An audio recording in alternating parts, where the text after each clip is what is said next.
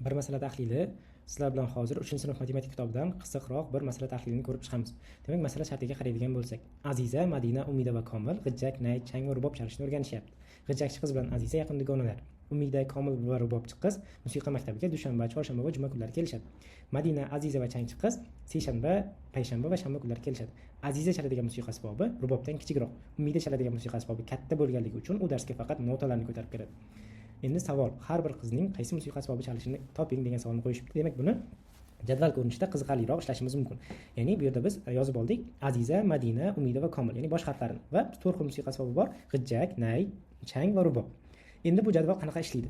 Agar xulosa qilamiz, Aziza g'ijjak musiqa asbobini chaladigan bo'lsa, Aziza va g'ijjak kesishadigan katakka plus ishorasini qo'yamiz.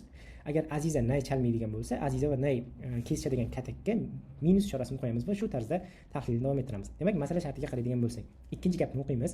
G'ijjakchi qiz bilan Aziza yaqin dugonalar. Ya'ni bundan xulosa qilishimiz mumkinki, g'ijjakchi qiz va Aziza boshqa odam. Demak, Aziza g'ijjakchi emas. Minus ishorasini qo'ydik. Endi keyin gapni o'qiymiz. Umida, Komil va rubobchi qiz musiqa maktabiga dushanba, chorshanba va juma kunlari kelishadi. Demak, Umida, Komil va rubobchi qiz boshqa odamlar. Bundan xulosa qilishimiz mumkinki, Umida rubobchi emas va o'z navbatida Komil ham rubobchi emas.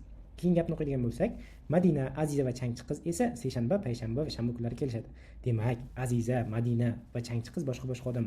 Bundan xulosa qilishimiz mumkinki, Madina changchi emas va o'z navbatida Aziza ham chang musiqa asbobini chalmaydi. Keyin gapni o'qiydigan bo'lsak, Aziza chaladigan musiqa asbobi rubobdan kichikroq. Ya'ni Aziza rubobni chalmaydi, rubobdan kichikroq musiqa asbobini chaladi. Demak, Aziza rubob chalmaydi. Va keyin gapni o'qiymiz. Umida chaladigan musiqa asbobi katta bo'lganligi uchun u darsga faqat notalarni ko'tarib beradi. Ya'ni notalar qaysi musiqa asbobida bor? Faqatgina chang musiqa asbobida bor. Demak, Umida chang musiqa asbobini chalar ekan. Endi jadvalga qaraymiz. Jadval orqali tahlil qilamiz. Chang musiqa asbobiga qaraydigan bo'lsak, chang musiqa asbobini faqatgina Umida chaldi. Demak, o'z navbatida Aziza ham, Madina ham va Komil ham chalmaydi. Endi Azizaga qaraydigan bo'lsak, Aziza g'ijjak chalmadi, chang musiqa asbobini chalmadi, rubob musiqa asbobini chalmadi va bittagina nay musiqa asbobi qolibdi. Demak, nayni Aziza chalar ekan. Endi nayga qaraydigan bo'lsak, nay musiqa asbobini Aziza chaldi. Demak, biz xulosa qilamiz: Madina, Umida va Komil nay chalmaydi. Umidaga qaraydigan bo'lsak, Umida chang musiqa asbobini chaldi, o'z navbatida g'ijjakni chalmaydi. Endi rubob musiqa asbobiga qaraymiz. Rubob musiqa asbobini Aziza chalmadi, Umida chalmadi, Komil chalmadi va kim chaladi? Madina chalar ekan. Endi Madina rubob chalganligi uchun u changni ham chalmaydi. G'ijjak ham chalmaydi. G'ijjakni Aziza, Madina va Umida chalmadi va o'z navbatida Komil g'ijjak musiqa asbobini chalar ekan.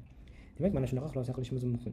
Ya'ni Aziza nay musiqa asbobini, Madina rubob musiqa asbobini, Umida chang musiqa asbobini va Komil esa g'ijjak musiqa asbobini chalar ekan. Va bu yerda har bir bola qaysi musiqa asbobi chalishini topildi. Bizdan so'ragan narsa har bir qizning qaysi musiqa asbobi chalishi. Bu yerdan qizlarning ham qaysi musiqa asbobi chalishi ko'rsatib o'tilgan. Siz ham farzandingiz matematikani qiziqarli va zamonaviy tarzda o'rganishni xohlasangiz, bolalar uchun matematikasi eng yaxshi rivojlangan 7 davlat matematika o'qitish tizimi asosida ishlab chiqilgan super matematik kurslarimiz mavjud va bu kurslarimizga qabul davom etmoqda. Kurs haqida batafsil ma'lumot olish uchun quyidagi raqamlarga bog'laning.